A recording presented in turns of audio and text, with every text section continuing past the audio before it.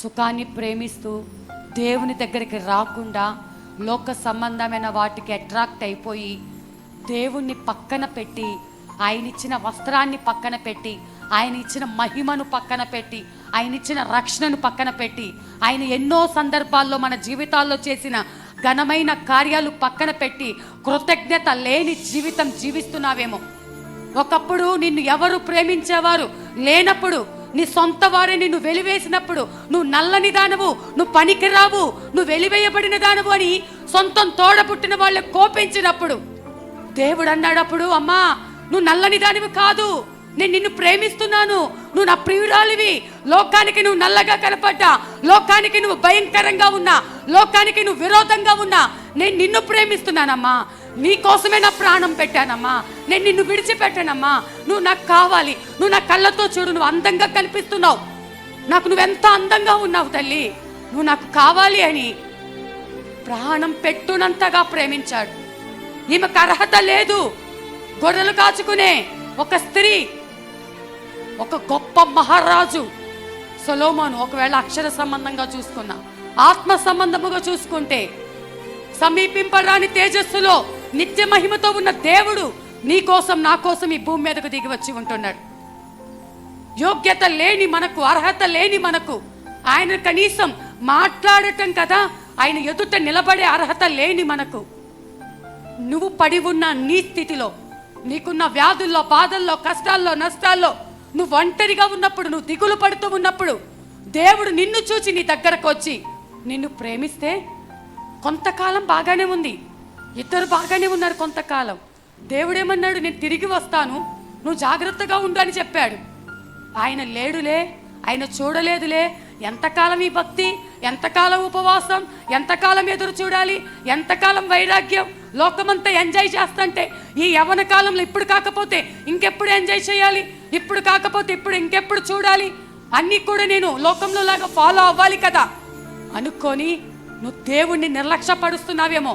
ఒక పక్కన నీలో ఉన్న పరిశుద్ధాత్మ దేవుడు, అమ్మా వచ్చింది దేవుడు, నువ్వు తలుపు తీయి అని నీ లోపల మనసు జాలి పడుతున్నా నీ శరీరము సహకరించకుండా, ఎందుకంటే ఆ శరీరము సుఖమును ప్రేమిస్తుంది కాబట్టి, ఆ శరీరము సౌఖ్యాన్ని ప్రేమిస్తుంది కాబట్టి, లోకాన్ని ప్రేమిస్తుంది కాబట్టి, నువ్వు వెళ్ళొద్దు, నీ చేతులకు అది ఉంది, నువ్వు వెళ్ళిపోతే ఆ చేతులది పోతుంది, ఆ జటామాంసి గడియల మీద స్రవించిపోతుంది, నువ్వు వెళ్ళొద్దు అని చెప్పి ఒక పక్క శరీరం చెప్తుంది.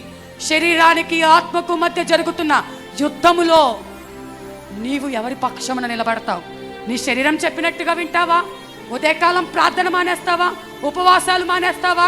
దేవుని సన్నిధికి రావా? లోకమును ప్రేమిస్తావా? సెల్ ఫోన్కి అడిక్ట్ అయిపోయి ఉంటావా? వ్యర్థమైన వాటి కోసము, వ్యర్థమైన ముస్లమ్మ ముచ్చట్లు, వ్యర్థమైన స్నేహాలు, వీటన్నిటికీ అడిక్ట్ అయిపోయి దేవుణ్ణి దుఃఖపరుస్తున్నావా? దేవుడు వాక్యం ద్వారా నీతో మాట్లాడుతున్నా సరి చేసుకోలేని స్థితిలో ఉంటున్నావా? కొంత సమయము మాత్రమే తలుపు కొట్టేది, ఆయన పిలిచినప్పుడు మాత్రమే నువ్వు తలుపు తీసి, ఆయన కొట్టిన వెంటనే ప్రభువా నా హృదయంలోకి రాయ్యా, నువ్వు నాతోనే మాట్లాడుతున్నావయ్యా, నేను ఇంక నిర్లక్ష్యంగా ఉండను ప్రభువా, నీకు విరోధంగా నేను ఉండనయ్యా, నా పనులని, నా భర్తని, నా పిల్లలని, నా తల్లిదండ్రులని, నా ఉద్యోగమని నిన్ను బాధ పెడుతున్నానయ్యా. ఆమె అయితే చేతులకు జటామాంసి పూసుకుందేమో, మనము మన చేతులతో ఎన్నో పనులు, ఎక్కడికెక్కడికో బిజీ లైఫ్ మంది, దేవుని సన్నిధికి రావడానికే మనకు అవకాశం లేదు, ఇక్కడ ప్రార్థన చేయడానికే మనకు బలము లేదు. ఎంత ఇంట్లో ఎంత పనైనా చేస్తాం, మోకరించి ప్రార్థన చేయడానికి బలం సరిపోదు. భర్త మీద అలిగి ఎన్ని రోజులైనా, తల్లిదండ్రుల మీద అలిగి ఎన్ని రోజులైనా ఉపవాసం చేస్తాం, పస్తులుంటాం ఆ కోపంతో. కానీ దేవుని దగ్గర నిజంగా ఉపవాసం ఉండి ప్రార్థన చేయడానికి శరీరం సహకరించదు. ఎవరైనా పెద్దోళ్ళు వచ్చి ఒక మాట చెప్తే, ఒకవేళ ఎమ్మెల్యే వచ్చి నీకు ఒక మాట చెప్తామో, ఎమ్మెల్యే గారి మాట చెప్పారు, ఇది చెయ్యకూడదు, ఇది ఇలా అని అనుకుంటావు. కానీ అదే దేవుడు నీతో మాట్లాడుతుంటే, ఈ లోకంలో నాయకుల కంటే ఘనమైన దేవుడు నీతో మాట్లాడుతుంటే ఆయన మాట లెక్క చెయ్యవు.